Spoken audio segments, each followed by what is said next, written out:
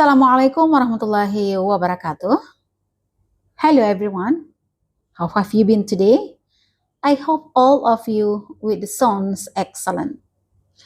Today I'm very happy because English Club Universitas Al-Muslim hold the second activity on the theme Who Are You?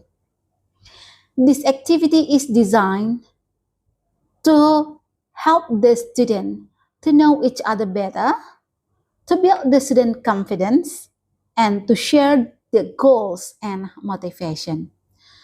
I hope all participants, all members of English Club Universitas Al-Muslim can enjoy this activity, speak freely, and create a stronger connection together.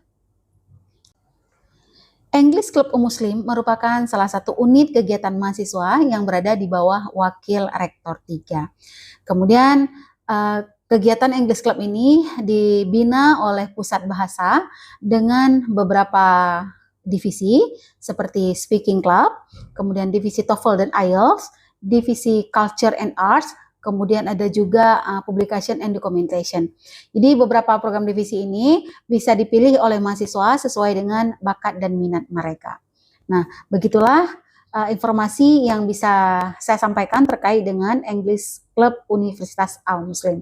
Jika masih penasaran, ayo langsung bergabung bersama kami di Pusat Bahasa Universitas Al-Muslim. Thank you. Assalamualaikum warahmatullahi wabarakatuh.